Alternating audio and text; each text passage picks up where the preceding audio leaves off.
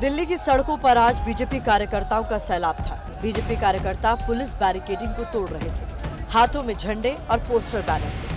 Paper leak पर धर्मेंद्र प्रधान के इस्तीफे के बाद बीजेपी ने अपनी रणनीति को बदल दिया है। इसलिए बीजेपी पंजाब और झारखंड में हुए पेपर लीक के मुद्दे को जोर शोर से उठा रही है। दोनों ऐसे राज्य हैं जहां विपक्ष की सरकार है।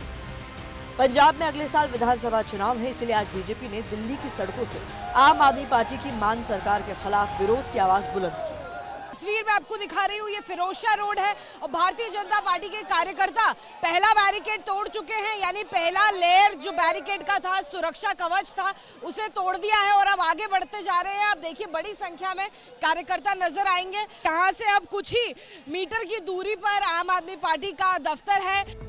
पंजाब में 19 जुलाई को फार्मेसी ऑफिसर के 554 पद के लिए पेपर हुआ था, लेकिन बीजेपी ने पेपर लीक की बात कहकर सियासत को गरमा दिया है। पंजाब में विपक्ष में बैठी बीजेपी शिक्षा मंत्री हरजोत सिंह बैस का इस्तीफा मांग रही है। आज इस्तीफे वाले नारे दिल्ली में गूंजे, वो भी आम आदमी पार्टी के दफ्तर के बाहर। हरजोत सिंह इस्तीफा दो। केजरीवाल की हिपोक्रेसी दिल्ली वालों ने भी लगातार 10 साल देखा है। आज वही हाल पंजाब का भी हो रहा है। पंजाब का मुख्यमंत्री होश में नहीं है, हम केजरीवाल को होश दिलाने आए हैं। पंजाब पेपर लीक मामले को बीजेपी ने ठीक उसी तरह से लपका है जैसे नीच पेपर लीक के मामले को सीजेपी और विपक्ष ने पकड़ा था। हालांकि बीजेपी नेताओं को सीजेपी आम आदमी पार्टी की बी टीम लग रही है। कॉकरोच जनता पार्टी सीधे अरविंद केजरीवाल जी की बी टीम है। मैंने इन लोगों के साथ काम कर रखा है। मैंने देखा है कि किस तरीके से जो भी कॉकरोच जनता पार्टी के मेन लोग हैं, वो सब अरविंद केजरीवाल के ही लोग हैं। मामला बदले का है, सीन चुनाव का है, इसलिए वार पलटवार में भी रत्ती भर की कमी नहीं। जिसे बीजेपी पेपर लीक कह रही है, उसे भगवंत मान सरकार नकल का मामला बता रही है। कह चुके हैं भगवंत मान कि हमने समय रहते कार्रवाई की, नकल माफिया को जेल भेजा जा चुका है।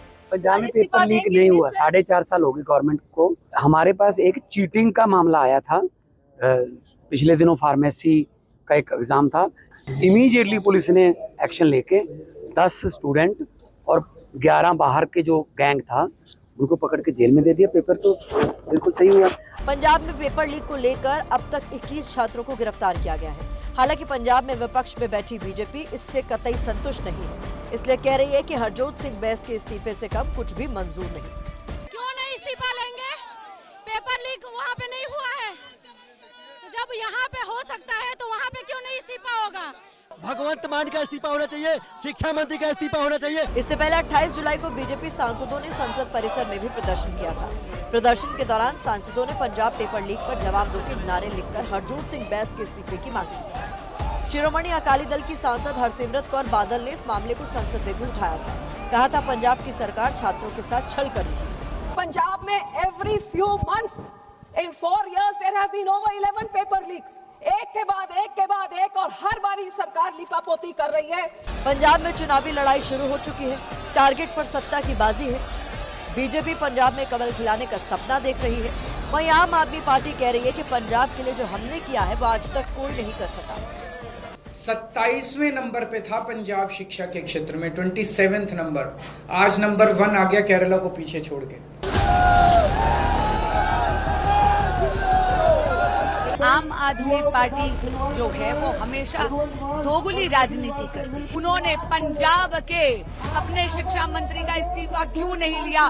भगवंत मान की सरकार में 6 पेपर लीक हुए। भगवंत मान इसके ऊपर जरा जवाब दें, माफी मांगे और तुरंत अपने मंत्रियों पर कार्रवाई करें। ये चीटिंग का मामला था जो बाबा फरीद यूनिवर्सिटी में हुआ और इमीडिएटली पंजाब सरकार ने उस पर एक्शन लिया और जो दोषी लोग थे उनके खिलाफ एक्शन लिया।